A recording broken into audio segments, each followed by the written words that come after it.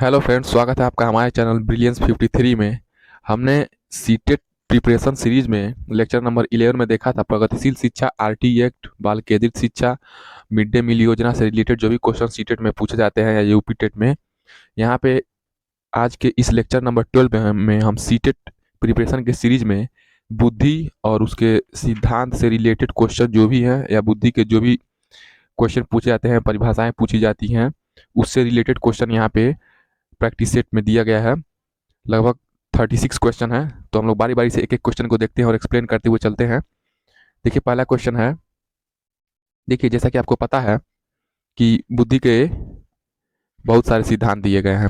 एक कारक सिद्धांत है, द्विकारक सिद्धांत है, बहुकारक सिद्धांत है, समूह कारक सिद्धांत है, त्रिआयामी सिद्धांत है, तरल ठोस बुद्धि सिद्धांत है, बहुबुद्धि सिद्धांत हावर्ड गार्डनर का है। तो यहाँ पे देखिए जो क्वेश्चन दिया गया है, पहला क्वेश्चन है,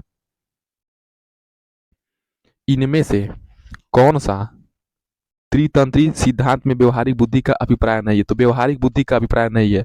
पर्यावरण का पुनर्निर्माण करना, ये भी व्यवहारिक बुद्धि का क्या है, इस उससे रिलेटेड है। केवल अपने विषय में व्यवहारिक रूप से विचार करना, देखिए अपने, केवल अपने विषय में, यानी कि मान लीजिए कोई एक ही सब्जेक्ट में पढ़ रहा है या कोई एक ही टॉपिक पे वो ध्यान दे रहा है, तो वो तो व्यवहारिक बुद्धि हुई नहीं। वो देखिए समाज में हर एक चीज से उसके अंदर अनुकूलन करने की, समायोजन करने की क्षमता हो, तो वो व्यवहारिक बुद्धि में आएगा। इस प्रकार के पर्यावरण का चयन करना जिसमें आप सफल हो सकते हैं, ये भी व्यवहारिक बुद्धि का क्या है, अभिप्राय है। पर्यावरण के साथ अनुकूल करना, ये भी क्या है, व्यवहारिक बुद्धि का अभिप्राय है। इसमें कौन सा नहीं होगा? केवल अपने विषय में व्यवहारिक रूप से विचार करना वाला ऑप्शन सही हो जाएगा। निम्न में से कौन सा स्टर्नबर्ग का बुद्धि का त्रिस्तरीय सिद्धांत का एक रूप है? स्टर्नबर्ग का, देखिए, एक कारक सिद्धांत स्टर्नबर्ग वाला। तो प्रायोगिक बुद्धि है, ये गणितीय बुद्धि है, संसाधन पूर्ण बुद्धि है, लेकिन व्यवहारिक बुद्धि है क्या है? तो स्टर्नबर्ग का त्रिस्तरीय सिद्धांत का एक रूप कौन सा है? व्यवहारिक बुद्धि हो जाएगा। क्वेश्चन नंबर थर्ड है, किसने सबसे पहले बुद्धि परीक्षण का निर्माण किया? तो आपको पता है अल्फ्रेड बिनेट ने। निम्न में से कौन सा कौशल संवेगात्मक बुद्धि से संबंधित है? संवेगात्मक, याद करना, ये तो हमारा चिंतन से रिलेटेड है, तो ये हमारा संज्ञानात्मक वाले में आ जाएगा। विचार करना, ये भी माइंड से हो रहा है, चिंतन के हो जाएगा, तो ये भी हमारा कॉग्निटिव वाले में आ जाएगा। ये गतिक प्रक्रमण, सहानुभूति देना, देखिए इसमें सहानुभूति में इमोशन आ गया है, तो कहीं ना कहीं एक दूसरे को सहानुभूति देना क्या है, संवेग है, इमोशन है, तो ये क्या हो जाएगा, किससे बुद्धि संबंधित है? सहानुभूति देना। बहुबुद्धि सिद्धांत, बहुबुद्धि सिद्धांत किसने दिया है? थ्योरी ऑफ मल्टीपल इंटेलिजेंसेस किसने दिया है? हार्वर्ड गार्डनर ने दिया है। हार्वर्ड गार्डनर साहब ने दिया है। तो निम्नलिखित में से कौन सा आलोचनात्मक दृष्टिकोण, मतलब थ्योरी ऑफ मल्टीपल इंटेलिजेंस का कौन सा आलोचना नहीं है? इन चार ऑप्शन में से कौन सा आलोचना नहीं करता है? यह शोध आधारित नहीं है, विभिन्न बुद्धियां भिन्न भिन्न विद्यार्थियों के लिए विभिन्न पद्धति की मांग करती है, प्रतिभाशाली विद्यार्थी प्राय एक क्षेत्र में ही अपनी विशिष्टता प्रदर्शित करते हैं, इसका कोई अनुभवात्मक आधार नहीं है। देखिए, जो ये विभिन्न बुद्धियां हैं, ये भिन्न भिन्न विद्यार्थियों के लिए विभिन्न पद्धति की मांग करती है, ये तो ऑप्शन सही हो जाएगा। शोध आधारित भी नहीं है, इसका कोई अनुभवात्मक आधार भी नहीं है, इसमें क्या हो जाएगा, ये ऑप्शन गलत दिया है। प्रतिभाशाली विद्यार्थी प्राय एक क्षेत्र में ही अपनी विशेषता प्रदर्शित करते हैं। जो प्रतिभाशाली विद्यार्थी होता है वो हर क्षेत्र में अपने आप को क्या करता है, निखारता है, या जो भी है उसके अंदर अपने आप को समायोजित करता है, अनुकूलित करता है, अपने आप को संतुलित करता है। तो ये नहीं का उत्तर नहीं हो जाएगा, प्रतिभाशाली विद्यार्थी, यही ऑप्शन क्या हो जाएगा, सही हो जाएगा, थर्ड ऑप्शन। क्वेश्चन नंबर 6 है, बहुबुद्धि सिद्धांत। हार्वर्ड गार्डनर को, हार्वर्ड गार्डनर वाला सिद्धांत को वैध नहीं माना जा सकता, क्योंकि विशिष्ट परीक्षणों के अभाव में भिन्न बुद्धियों का मापन संभव नहीं है। यह सभी 7 बुद्धियों को समान महत्व नहीं देता। यह केवल अब्राहम मैस्ले के जीवन भर के सुदृढ़ अनुभवात्मक अध्ययन पर आधारित है। यह सर्वाधिक महत्वपूर्ण सामान्य बुद्धि जी के अनुकूल सुसंगत नहीं है। तो जो हार्वर्ड गार्डनर का ये बहुबुद्धि सिद्धांत है, विशिष्ट परीक्षणों के अभाव में भिन्न बुद्धियों के मापन संभव नहीं है। क्वेश्चन नंबर 7 है, खाली स्थान के अतिरिक्त बुद्धि के निम्नलिखित पक्षों को स्टर्नबर्ग के त्रितंत्र सिद्धांत में संबोधित किया गया है। तो क्या जाएगा, सामाजिक हो जाएगा।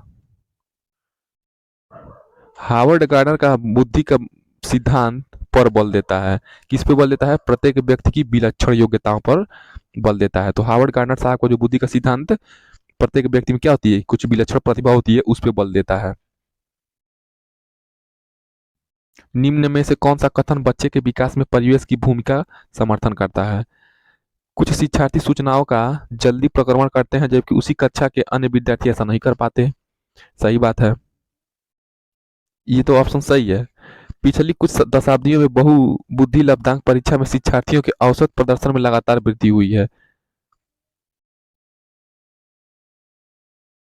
एक समान जुड़वा बच्चे जिनका लालन पालन भिन्न घरों में हुआ है उनकी बुद्धि लगभग 0.75 के समान उच्च है। शारीरिक रूप से स्वस्थ बच्चे अक्सर नैतिक रूप से अच्छे पाए जाते हैं। तो ऐसा कोई जरूरी नहीं है। तो पिछली कुछ दशाब्दियों में बुद्धि लब्धांक परीक्षा में शिक्षार्थियों के औसत प्रदर्शन में लगातार वृद्धि हुई है, ऑप्शन सी हो जाएगा। क्वेश्चन नंबर 10 है, जो बुद्धि सिद्धांत बुद्धि सिद्धांत बुद्धि में सम्मिलित मानसिक प्रक्रियाओं जैसे पराघटक और बुद्धि द्वारा लिए जा सकने वाले विविध रूपों जैसे सृजनात्मक बुद्धि को शामिल करता है, वह है स्पीयरमैन का जी कारक, जनरल फैक्टर, स्टर्नबर्ग का बुद्धिमत्ता का त्रितंत्र सिद्धांत, बुद्धि का सावेंट सिद्धांत, थॉर्स्टन की प्राथमिक मानसिक योग्यताएं।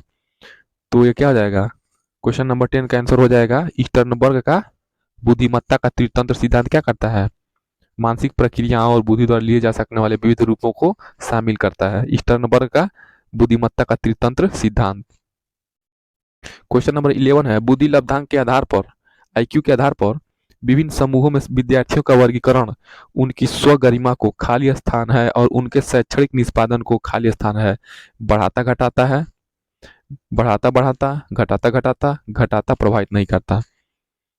देखिए, बुद्धि लब्धांक अगर आईक्यू के आधार पर विभिन्न समूह के विद्यार्थियों का वर्गीकरण उनकी स्वगरिमा को क्या करता है, घटाएगा, और उनके शैक्षणिक निष्पादन को क्या करेगा, प्रभावित नहीं करेगा। तो ऑप्शन नंबर 4 हो जाएगा।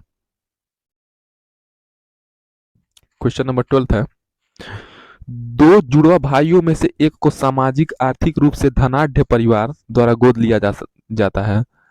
ठीक, यानी कि एक को बहुत धनी और बहुत संपन्न परिवार में उसे गोद लिया जाता है और दूसरे को एक निर्धन परिवार में। एक वर्ष के बाद उनके बुद्धि लब्धांक आईक्यू के बारे में निम्नलिखित में से क्या अवलोकित होने की सर्वाधिक संभावना है। धनी सामाजिक आर्थिक परिवार वाले लड़के की अपेक्षा निर्धन परिवार वाला लड़का अधिक अंक प्राप्त करेगा। ऐसा कोई जरूरी नहीं है, तो ये ऑप्शन गलत हो जाएगा। जो पढ़ेगा वो अच्छा मार्क्स गेन करेगा। सामाजिक आर्थिक स्तर बुद्धि लब्धांक को प्रभावित नहीं करता। निर्धन परिवार वाले लड़के की अपेक्षा धनी सामाजिक आर्थिक परिवार वाला लड़का अधिक अंक प्राप्त करेगा। दोनों समान रूप से अंक प्राप्त करेंगे। देखिए, बुद्धि लब्धांक को धनी या निर्धन से प्रभावित नहीं पड़ता, वो ज्यादा मार्क्स गेन कर लेगा धनी है तो, ऐसा थोड़ी है कि जो धनी है वो ज्यादा मार्क्स गेन कर लेगा, जो गरीब है वो कम कम अंक लाएगा। तो जो बुद्धि लब्धांक है आईक्यू को क्या नहीं प्रभावित करता है, सामाजिक आर्थिक स्तर पर बुद्धि लब्धांक को प्रभावित नहीं करेगा ये, अमीरी और गरीबी। क्वेश्चन नंबर 13 है, रेवन का प्रोग्रेसिव मैट्रिसेस परीक्षण खाली स्थान परीक्षण का उदाहरण है। मौखिक बुद्धि लब्धांक, संस्कृति मुक्त बुद्धि लब्धांक, समूह बुद्धि लब्धांक, व्यक्तित्व। तो रेवन का प्रोग्रेसिव मैट्रिसेस परीक्षण जो है सांस्कृतिक मुक्त बुद्धि लब्धांक का क्या है, उदाहरण है। संस्कृति मुक्त बुद्धि लब्धांक। क्वेश्चन नंबर 14 है, बहुबुद्धि सिद्धांत हार्वर्ड गार्डनर का निहितार्थ देता है सिवाय संवेगात्मक बुद्धि बुद्धि लब्धि से संबंधित नहीं है। बुद्धि प्रक्रमण संक्रियाओं का एक विशिष्ट समुच्चय है जिसका उपयोग एक व्यक्ति द्वारा समस्या समाधान के लिए किया जाता है। विषयों को विभिन्न तरीकों से प्रस्तुत किया जा सकता है, विविध तरीकों से सीखने का आकलन किया जा सकता है। तो जो बहुबुद्धि सिद्धांत है निम्नलिखित में से निहितार्थ है किसके सिवा? जो बुद्धि प्रक्रम संक्रियाओं का एक विशेष समुच्चय है जिसका उपयोग एक व्यक्ति द्वारा समस्या समाधान के लिए किया जाता है। तो ये ऑप्शन नंबर सेकंड सही हो जाएगा। क्वेश्चन नंबर 15 हो जाएगा, 16 वर्षीय बच्चा बुद्धिलब्धि परीक्षण में 75 अंक प्राप्त करता है, उसकी मानसिक आयु खाली स्थान वर्ष होगी। तो आईक्यू का फार्मूला क्या होता है? मेंटल एज अपन क्रोनोलॉजिकल एज गुणे 100। इसमें फिल करेंगे, देखिए ये ऊपर हो जाएगा 16, मानसिक आयु पूछ रहा है ना, तो ऊपर मेंटल एज होता है, तो मेंटल एज को हम लोग एक्स मान लेते हैं, क्रोनोलॉजिकल एज जिसका 16 है, वास्तविक आयु 16 है, गुणे 100 कर देते हैं, इक्वल किसके हो जाएगा? ये 75 अंक के इक्वल हो जाएगा। तो इसका उत्तर हो जाएगा, क्वेश्चन नंबर 15 का उत्तर हो जाएगा आपका 12।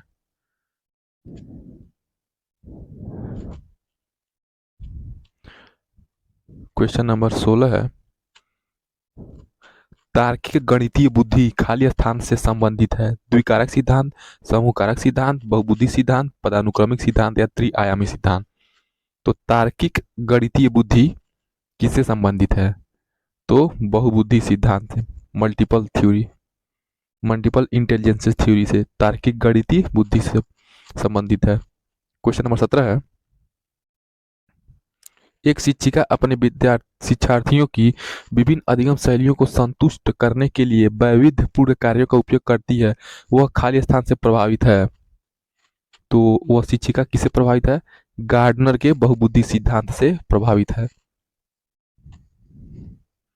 बहुविध बुद्धि सिद्धांत के अनुसार सभी प्रकार के पशुओं, खनिजों और पेड़ पौधों को पहचानने और वर्गीकृत करने की योग्यता कहलाती है, क्या कहलाती है? प्राकृतिक बुद्धि। क्या कहलाती है? प्राकृतिक बुद्धि। अधिकांश व्यक्तियों की औसत बुद्धि होती है, बहुत कम लोग प्रतिभा संपन्न होते हैं और बहुत कम व्यक्ति मंद बुद्धि के होते हैं। यह कथन के प्रतिस्थापित सिद्धांत पर आधारित है। ये किसके कथन सिद्धांत पर आधारित? इन चारों ऑप्शन में से कौन सा हो जाएगा? बुद्धि के वितरण पे। ये क्या है? बुद्धि का वितरण है ना, इसीलिए ये बुद्धि का वितरण ही तो है। क्वेश्चन नंबर 20 है, निम्न में से कौन सा बुद्धिमान बच्चे का लक्षण नहीं है? वह जो लंबे समय रटना क्षमता रखते हुए बुद्धिमान नहीं हो सकता। ये क्या हो जाएगा? ऑप्शन सही हो जाएगा। पूछा नहीं है तो रटना ही नहीं है बुद्धिमान बच्चे का लक्षण। क्वेश्चन नंबर 21 है, निम्नलिखित में से कौन बुद्धि की परिभाषा नहीं है? तो 21 का क्वेश्चन का उत्तर हो जाएगा, राजनीतिक, आर्थिक एवं सामाजिक शक्ति प्राप्त करने के लिए प्रयुक्त उक्ति बुद्धि है। ये बुद्धि की परिभाषा नहीं है, इसमें राजनीतिक, आर्थिक, सामाजिक शक्ति प्राप्त करने के लिए प्रयुक्त उक्ति बुद्धि नहीं है, ये रॉन्ग डेफिनेशन है उसके लिए। बुद्धि कार्य करने की एक विधि है, ज्ञान अर्जन करने की एक क्षमता है, और नवीन परिस्थितियों में अपने आप को सामंजस्य करने की योग्यता ही क्या है? बुद्धि हो जाएगी। सब बुद्धि का क्या है? परिभाषा है, और ये नहीं है ये वाला राजनीतिक, आर्थिक, सामाजिक शक्ति प्राप्त करने के लिए प्रयुक्त उक्ति। क्वेश्चन नंबर 22 है, आजकल बुद्धि परीक्षण का उपयोग शिक्षा जगत में हो रहा है। बुद्धि परीक्षण का निम्नलिखित में से कौन सा उपयोग बालक के विकास के दृष्टिकोण में सही नहीं है? शैक्षिक मार्गदर्शन, बुद्धि परीक्षण के परिणाम के आधार पर अधिक बुद्धि वाले बालकों का अन्य बालकों की तुलना में अधिक ध्यान देना, अच्छी अधिगम प्रणाली के प्रयोग के लिए बुद्धि परीक्षण करना, बुद्धि परीक्षण के आधार पर छात्रों का वर्गीकरण करना। तो ये क्या हो जाएगा? आजकल बुद्धि परीक्षण का उपयोग तो हो ही रहा है, कौन सा बालक के विकास के दृष्टिकोण से संबंध नहीं है? बुद्धि परीक्षण वाला परिणाम के आधार पर अधिक बुद्धि वाले बालकों पर अन्य बालकों की तुलना में अधिक ध्यान देना, ये क्या आ जाएगा?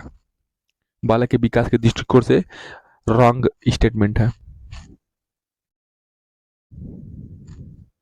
एक ही कक्षा शिक्षण का निष्पादन भिन्न भिन्न होता है। निम्नलिखित में से कौन सा कारण इसके लिए सर्वाधिक उत्तरदायी हो सकता है? एक ही कक्षा का शिक्षण क्या होता है? निष्पादन क्या होता है? अलग अलग तरीके से होता है, अलग अलग टाइप से होता है। देखिए ये छात्रों की बुद्धि में अंतर की वजह से क्या होता है? कक्षा का निष्पादन क्या होता है? भिन्न भिन्न होता है।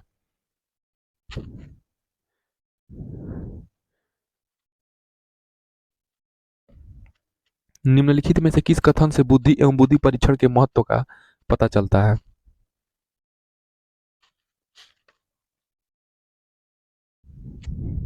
व्यावसायिक मार्गदर्शन में बुद्धि परीक्षण की भूमिका अहम होती है। बुद्धि परीक्षणों द्वारा प्रत्येक छात्र की सही उन्नति के मार्ग को प्रशस्त किया जाता है। ये भी सही है। अनुसंधान के विभिन्न घटकों का चयन करना होता है तो बुद्धि भी एक आधार होता है ताकि कम से कम त्रुटि हो। ये भी सही है। जैसा कि आपको पता है आजकल रिसर्च इनोवेशन में क्या हो रहा है, बिना बुद्धि के तो होगा नहीं। तो ये क्या, ये सभी ऑप्शन हो जाएगा। आजकल बुद्धि परीक्षण का उपयोग शिक्षा जगत में व्यापक रूप से हो रहा है, जैसा कि आपको विदित है। निम्नलिखित में से कौन सा शिक्षा जगत में बुद्धि परीक्षण के सदुपयोग का एक उदाहरण है? बुद्धि परीक्षण का आधार पर छात्रवृत्ति सुनिश्चित करना, बुद्धि परीक्षण के आधार पर छात्रों के लिए अधिगम प्रणाली का चयन करना, बुद्धि परीक्षण के आधार पर छात्रों को परामर्श देना। जैसा कि आपको पता है बुद्धि परीक्षण के आधार पर स्कॉलरशिप भी मिलता है। इंस्पायर स्कॉलरशिप हो गया है, या गवर्नमेंट स्कॉलरशिप देती है। जो बच्चे टॉप करेंगे इतना परसेंटेज का क्राइटेरिया मांगेंगे उसको ये मिलेगा। तो एक तरह से कहीं ना कहीं बुद्धि परीक्षण ही तो हुआ है। उसके आधार पर छात्रों के लिए लर्निंग प्रणाली, जैसे एनईपी टाइम, एनईपी 2020 आने वाला है या लागू हो चुका है। बुद्धि परीक्षण के आधार पर छात्रों को परामर्श भी देना क्या हो जाएगा, ये सभी ऑप्शन सही हो जाएगा।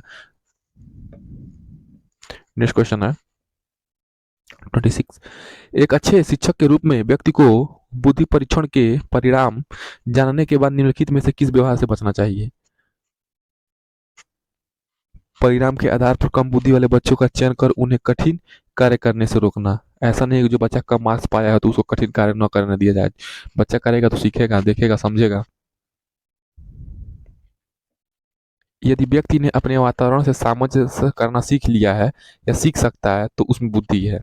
ये बुद्धि की परिभाषा भी है, नवीन परिस्थितियों के अनुसार अपने आप को ढालना, सामंजस्य स्थापित करना उस परिवेश, उस वातावरण के साथ बुद्धि है। बुद्धि की परिभाषा किसने दी थी? तो कार्लविन ने दी थी।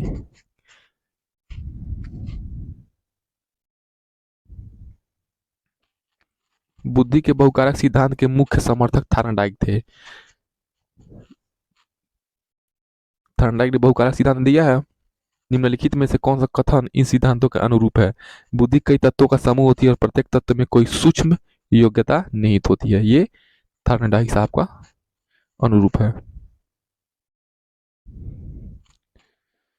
बुद्धि का द्विकारक सिद्धांत क्या है?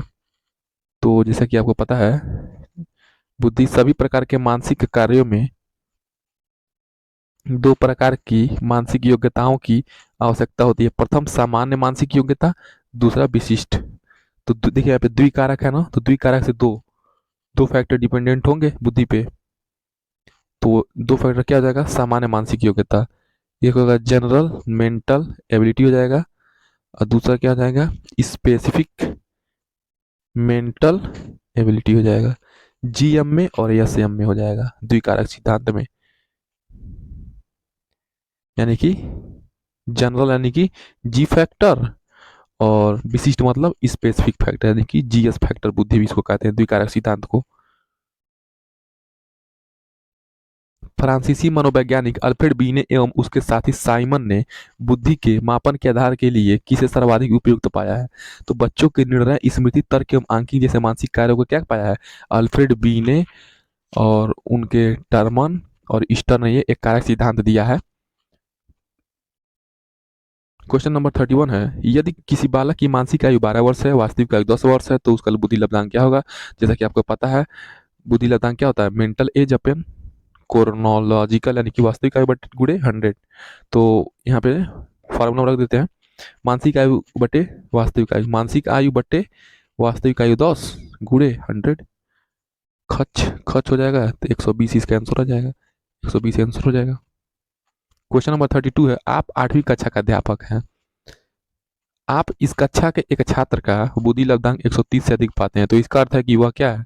अतिश्रेष्ठ बुद्धि वाला है। आपको आईक्यू लेवल का एक चार्ट होता है, वो हम आपको बता देंगे, उससे आप लोग पढ़ लीजिएगा। उससे पूछता है एवरेज कौन है, मंद बुद्धि है, कौन जड़ है, कौन मूर्ख है, किस आईक्यू लेवल का बच्चा। तो क्वेश्चन नंबर 33 है, पियाजे ने बुद्धि को किसके प्रति समायोजन योग्यता के रूप में परिभाषित किया है? तो भौतिक एवं सामाजिक पर्यावरण के हिसाब से उनके क्या परिभाषित किया है।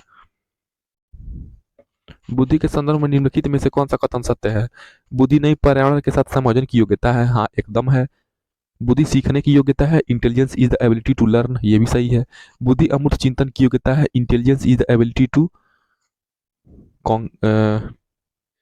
फॉर्मल फॉर्मल थिंकिंग, तो ये क्या हो जाएगा, ये सभी हो जाएगा।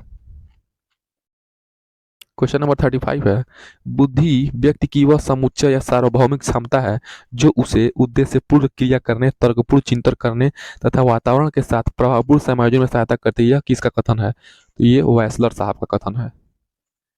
क्वेश्चन नंबर सबसे लास्ट है, बुद्धि लब्धांक का सूत्र क्या है, मेंटल एज अपन क्रोनोलॉजिकल एज इंटू 100, यानी कि मानसिक आयु बटे वास्तविक आयु गुणे 100।